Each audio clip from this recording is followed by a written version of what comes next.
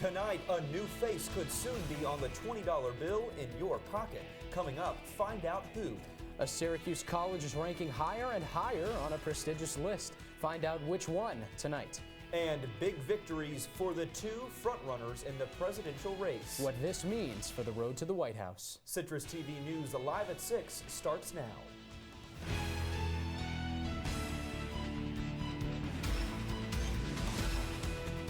From the Citrus TV studios, this is Citrus TV News Live at 6, your campus news leader. But first, we begin tonight with news that saddened the entire SU community. Good evening, and thank you for joining us. I'm Max Darrow. And I'm Hunter Saenz. Today, word spread that legendary SU basketball player Pearl Washington passed away. That's our top story tonight.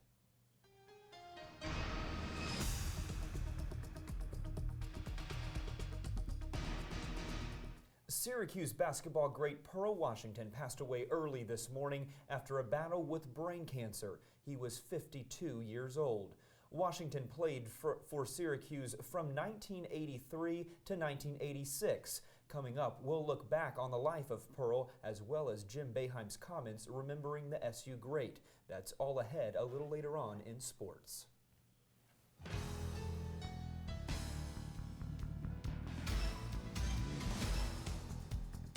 Syracuse University's Martin J. Whitman School of Management was ranked among the top undergraduate business schools in the nation. Bloomberg Business Week ranked Whitman at number 23. The list was based off an employer survey, a student survey, starting salaries and internship experiences. Bloomberg Business Week surveyed nearly 30,000 students and recruiters to come up with this year's results. Yes, it's amazing, especially because I'm doing my MBA here, and the fact that Whitman is being associated among the top schools in the country makes it all the more easier for me to find a job after my graduation. And I think it's just too good for the Whitman brand that we've achieved such a high ranking. Syracuse University College of Law and Education Technology company, 2U, announced a partnership yesterday to create a hybrid Juris Doctor degree program. The degree would appeal to those interested in a legal education but who cannot fully commit to a residential schooling program. However, that program still needs to be approved by the New York State and American Bar Association. A memorial service was held at Hendricks Chapel today for sophomore advertising major Brittany Kabik, who passed away in February. Kabik was a member of the Pan-Hellenic chapter of Delta Delta Delta. Members of the Greek community organized the event and the reception that followed. It was a big night in politics here in New York last night as voters took to the polls. Citrus TV News reporter Dan Prager caught up with some of them in Byrd Library. Hundreds of SU students came to Byrd Library to vote in the New York primary. Student organizations like NYPIRG have been helping students to learn more about how to vote. Today I've been up since 8 o'clock this morning, kind of just out on the quad in different dorms and classrooms, just being like, hey guys, register to vote here in Byrd Library up until 9 o'clock or so just get there as soon as you can when you stop by. For SU students, a polling station at Byrd is just an easy walk away. When you look at college kids, I mean, not everybody here has a way to transport around the city if they had to go downtown or something to vote. So having it here right on campus, I just think this makes it easier in access. And, you know, someone might walk by and be like, oh man, I could vote today. So I think it's a great opportunity. Byrd Library here was probably the most convenient place for students to vote, but a lot of those voters, especially freshmen, have had to vote at different polling locations and have been turned away. One of the many students turned away at Byrd was Stuart Cohen due to a simple mistake on his registration form. Apparently I'm registered to vote at my home county of Suffolk County instead of Onondaga County, and currently it's too late for me to send in an absentee ballot, so I would need to go to an Onondaga County judge to get them to grant me the ability to vote today here. To avoid going to the wrong polling station, pollster Margaret McKinley had some advice. There needs to be much more information put out there to, for the kids to pay attention to what that little postcard says when it comes in the mail, as to where their polling place actually is. All the confusion has caused some voters to look for changes in the system. I know a lot of states have same-day voting registration at the polls so that people are, more inclined to get out there and vote. I just think that New York, although we lead in a lot of other areas, our election laws are definitely behind in the times, and I think we definitely need to change them. Despite these issues, voters here made a big difference in Onondaga County. Dan Prager, Citrus TV News. All right, Dan, thanks. And after the break, criminal charges filed in the Flint, Michigan water crisis. Tonight, who is being held responsible? And President Obama landed in Saudi Arabia earlier today, but received a chilly reception amid deepening tension between their two governments. But first, here's Nick Ross. Coming up, we'll take a wider look at the severe weather in Texas, as well as how that weather affects us here in CNY. Plus, a look at your full 5-day forecast with the weekend always in view. All that in just a moment.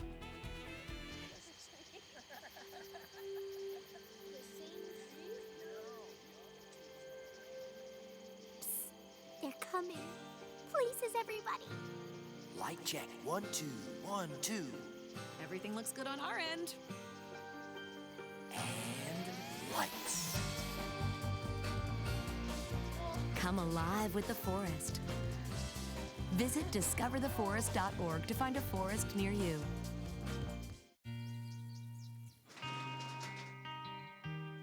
I've got a job to do today. I've got a job to do today.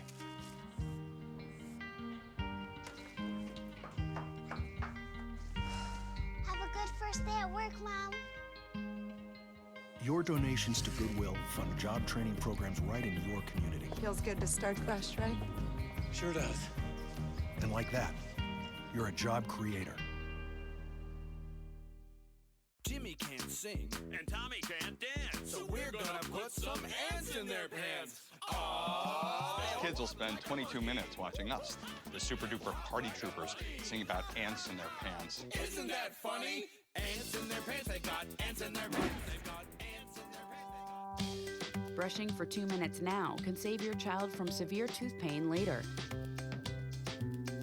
2 minutes, twice a day. They have the time. If I got to go to college, oh my goodness. I like discovering new things. You get to see what works for you and what doesn't. That helps you evolve as a person.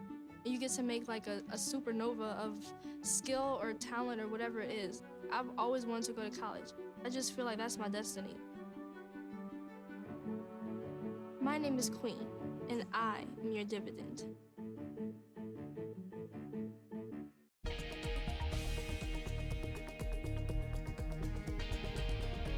Welcome back. Harriet Tubman will soon be the new face on the $20 bill. The Treasury Department announced today that Tubman, a key leader of the Underground Railroad, will be replacing Andrew Jackson on the face of the 20.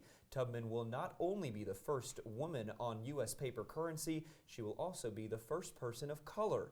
Jackson will remain on the bill, but will be moved to the back. Alexander Hamilton, who was almost removed from the $10 bill, will be staying on, but both women's and civil rights leaders will be placed on the back. A Michigan Attorney General filed criminal charges against 3 Michigan officials today in connection with lead contamination in Flint's water system.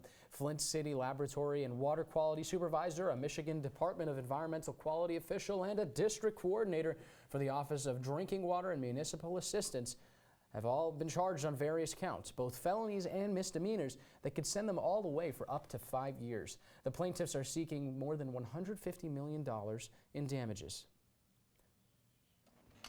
Okay, we're on our way. Utah Governor Gary Herbert has declared something a new public health crisis. That something is pornography. The resolution he signed calls for education and policy changes to stop pornographic exposure and addiction. The measure says the issue leads to hypersexualization of teens, prostitution, and cheating spouses. Supporters praise the resolution, saying the dangers of porn are comparable to that of smoking.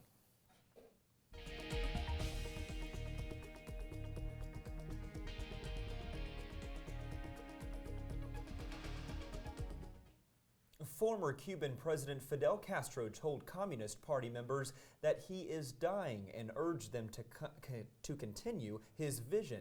Castro came out of seclusion to speak at the end of a 4-day party congress in Havana, saying, quote, "Our turn comes to us all, but the ideals of Cuban communism will endure." The former Cuban president will turn 90 in August. And President Obama landed in Saudi Arabia today to meet with King Salman, but he wasn't exactly met with a warm welcome. The Saudi government sent a lower-level official to greet Obama on the tarmac, and many are seeing this as a sign of mounting tensions between the two countries. The two plan to discuss the fight against ISIS and Iran's destabilizing activities. Obama will meet with leaders of neighboring Middle Eastern countries tomorrow. 64 are confirmed dead and over 340 are injured following a suicide bombing in Afghanistan's capital Tuesday. The Taliban claimed responsibility for the attack, and now the White House is urging the terrorist group to choose the pathway of peace. The attack was targeted at the offices of a security force responsible for protecting government officials. This marks yet another attack in what has become an especially violent year in Afghanistan. And moving over to France, France is planning on extending a state of emergency until the upcoming Euro 2016 soccer tournament passes. The state of emergency was imposed after the Paris attacks in November of last year, and it gives police added powers to conduct searches and put people on house arrest. The state of emergency is set to expire on May 26th, and any extension would require approval from the French Parliament.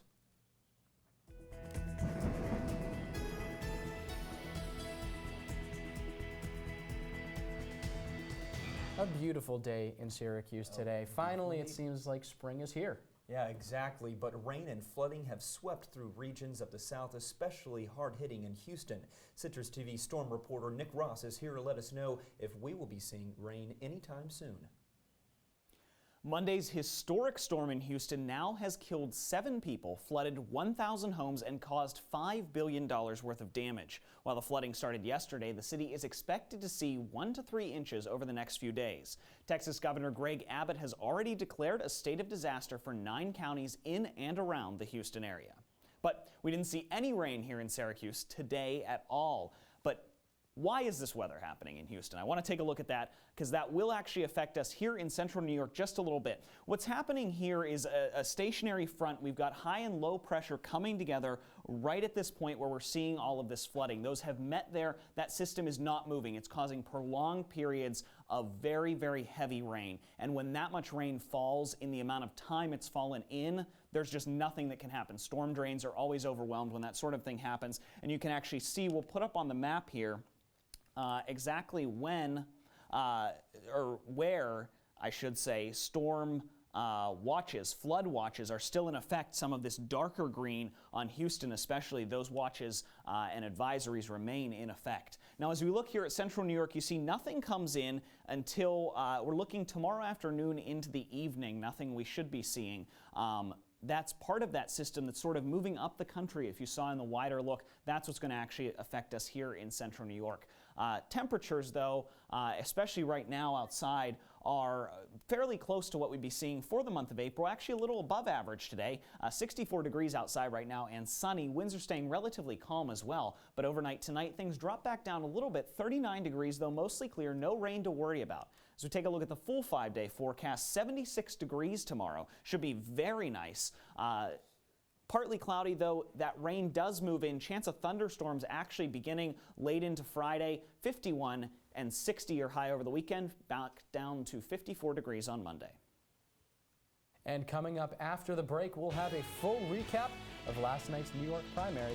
And too lazy to walk down to Marshall Street? The new CVS app that's making it easier than ever for you to pick up your tampons. Stay with us. Wow, these are really good. You act surprised.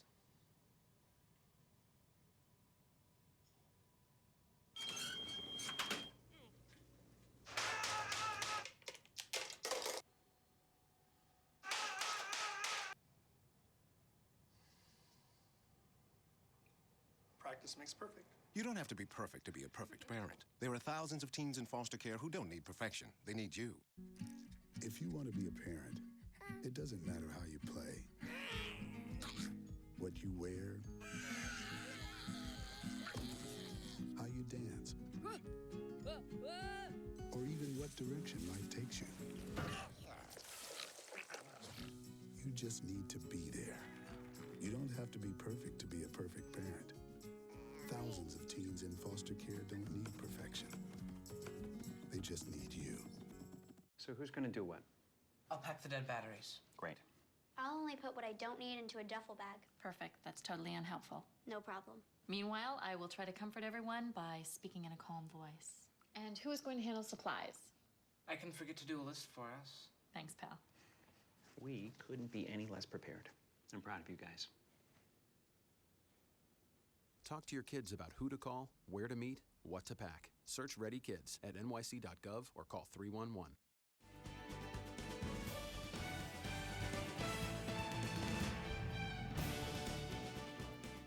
Well, Max, as we saw last night, New Yorkers hit the polls yesterday across the state, and Hillary Clinton and Donald Trump proved to be victorious in their home states. While Bernie Sanders and John Kasich both captured some delegates of their own. Talking Points host Alex Amico is here to break down the numbers. Alex? Well, Hunter, if we take a look at the map right here for the Democratic side, you can see even though Hillary Clinton won the overall popular vote by what appears to be a pretty healthy margin, about 58%, look at the counties that she won. It's pretty concentrated in the metropolitan areas. New York City, right here in Syracuse, she won Onondaga County, Rochester, and Buffalo. Those are sort of where her wheelhouse has been. She's done very well among minority voters in particular, and she continued that in this primary, while Bernie Sanders won every other county. As you can see right here, those tend to be the whiter counties in New York State. Fun fact, up here, Clinton County in New York on the Vermont border, there have been 6 states that have voted so far that have had a Clinton County. Bernie Sanders has won every single one of those counties. If we look at the Republican side, it's a Donald Trump landslide. Donald Trump's going to come away with about 86 delegates, with one bright spot for John Kasich winning the borough of Manhattan in New York City, but overall, it was all Trump's night. He puts himself that much closer to getting 1237. We'll see if he can do it before the convention. Hunter and Max, back to you.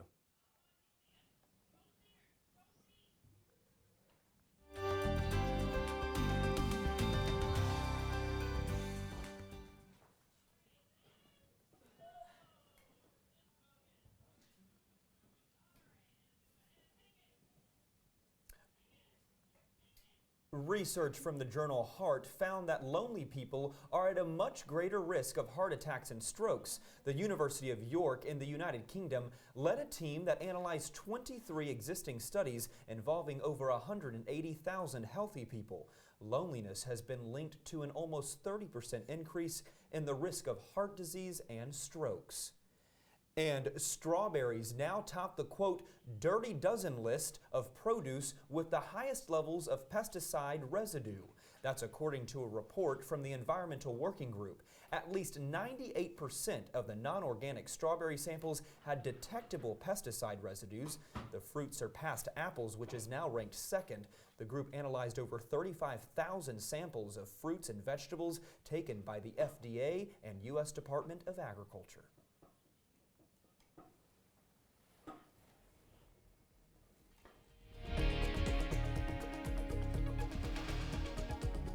Well, CVS Pharmacy is making life a little bit easier for its customers. They're going to launch a part of their app to deliver products to customers as they pull up outside a store. Everything from toothpaste to, yes, tampons, as Hunter mentioned earlier in the broadcast. They can be delivered throughout the CVS Express app to customers curbside, except prescriptions. Customers will receive a text or an email within an hour letting them know their items are ready for pickup for free. Coming up next in sports, we remember a Syracuse legend, Pearl Washington. We'll have a look back on his life and his legacy in the Syracuse area. We'll be right back.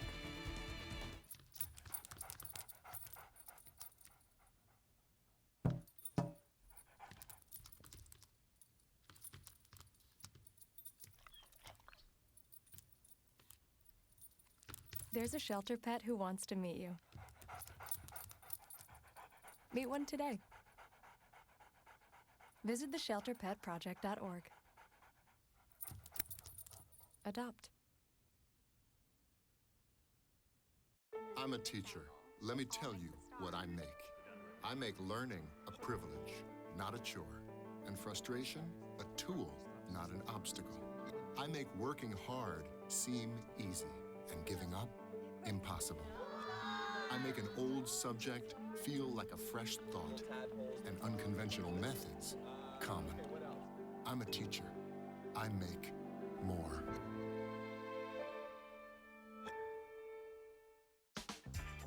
Huntington!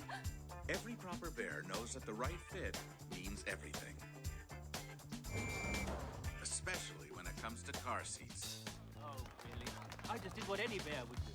So know for sure that your child is in the right car seat for their age and size.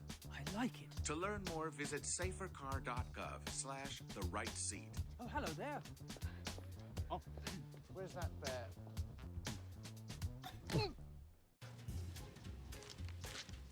Really?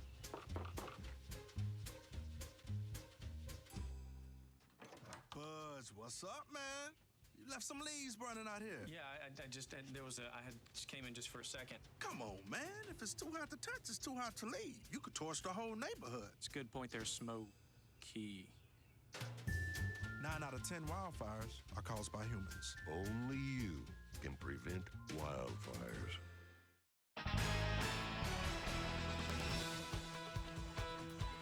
Today is a sad day in Central New York as Syracuse basketball lost a legend. Dwayne Washington, who was better known by his nickname Pearl, has died. He was 52 years old.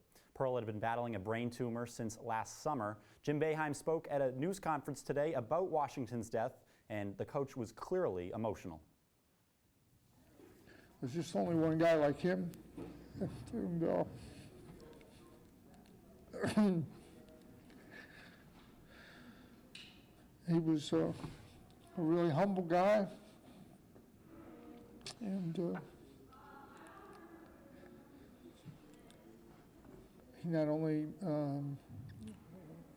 helped make our program, he helped make the Big East, and he helped college basketball. He was a guy that everybody wanted to see play. And that's about as emotional as you'll see Jim Boeheim. That, again, was at a news conference earlier today. Now our own Jared Barton has a look back at Pearl's life and legacy in Syracuse. Dwayne Pearl Washington was a legend. 2 seconds. From the blacktop courts of New York City to the big stage of the NBA, Washington left a mark wherever he went. Pearl was a staple to the Syracuse basketball team in the early 80s.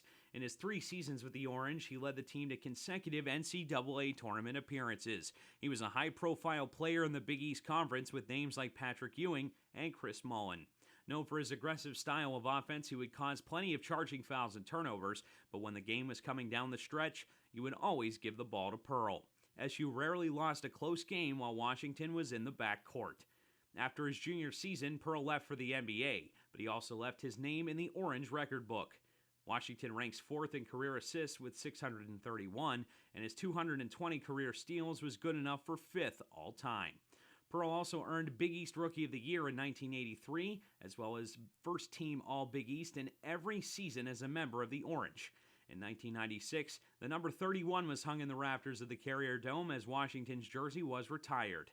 In 2004, Pearl was honored again as a first-team member of the 25th anniversary All-Big East team. After his time with the Orange, Washington was drafted to the New Jersey Nets in the first round of the 1986 NBA Draft. The guard played with the Nets and the Miami Heat for a total of 3 seasons before ending his NBA career. Pearl will always be remembered for his contributions as a member of the Orange. This may be his final chapter here on Earth, but his legacy will live on forever.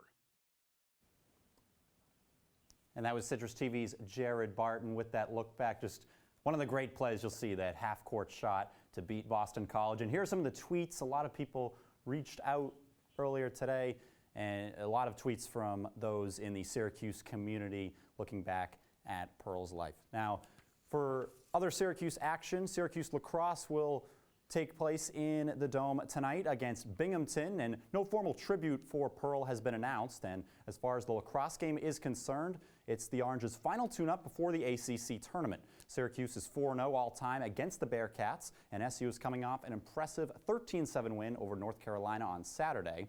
Here's what head coach John Desko had to say about the importance of tonight's matchup. local teams tend to play us really tight, and Binghamton isn't having their best year so far. And if they can get into the Carrier Dome and come out with a win or a very good game, if they win, I'm sure we're going to be in the cover of their media guide next year. Yeah, you can't overlook a team like Binghamton. They're coming into the Carrier Dome. They're going to want to beat us. They're going to give us a good test. And obviously the ACC tournament's right around the corner, and it's obviously in a lot of guys' minds right now. But we do have a game Wednesday, and losing to those guys probably wouldn't put us in a good spot as far as the playoffs go. So we're taking it one game at a time, one day at a time, and we're ready to go. Syracuse football coach Dino Babers met with his team early Tuesday morning, and Babers said early today on the ACC Coaches Football teleconference, Babers denied reports about instructing players not to wear Syracuse gear in the public after the alleged stabbing of 2 players over the weekend. Babers said on the teleconference today, quote, "I actually told them to put their Syracuse S on and wear it proudly around the campus," end quote. Babers said he plans on addressing the team every Tuesday morning during the off season.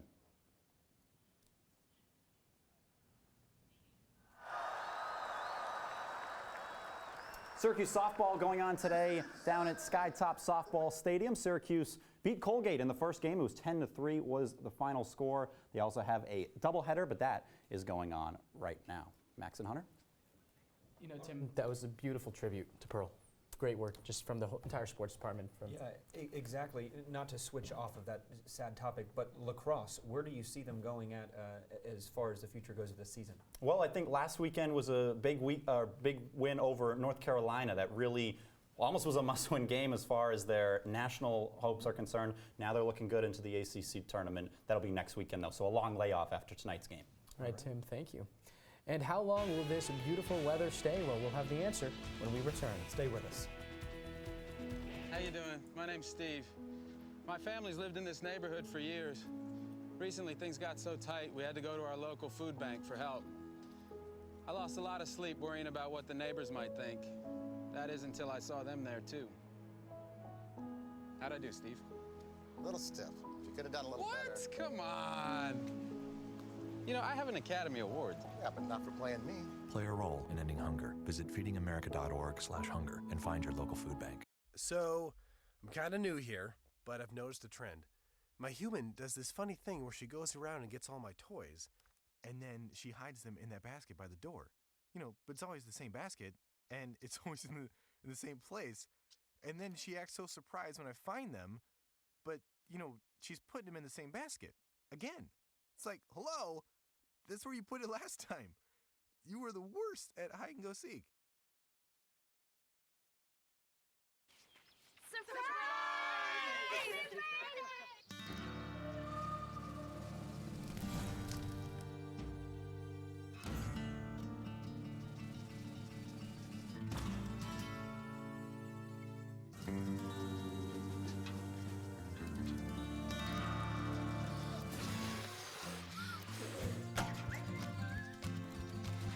Preventing wildfires.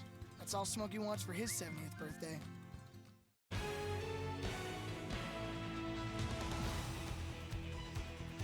All right, Nick, waking up tomorrow, can I pull out the short sleeves? Might not want to pull out the short sleeves right in the morning. It's going to be about 50 degrees still when we wake up. But things will warm up throughout the day. Should be a relatively nice day outside. Mostly cloudy for the day, though, but temperature should be warm. Any wind? No wind to worry about. Right. Sounds good to me. I mean, beautiful weekend ahead, right? Absolutely, yeah. A little bit of rain on Friday, but things should clear up by the weekend. All right. Well, that'll do it for us for Citrus TV News Live at 6. I'm Hunter Saenz. And I'm Max Darrow. Thank you for being with us tonight. Have a great night.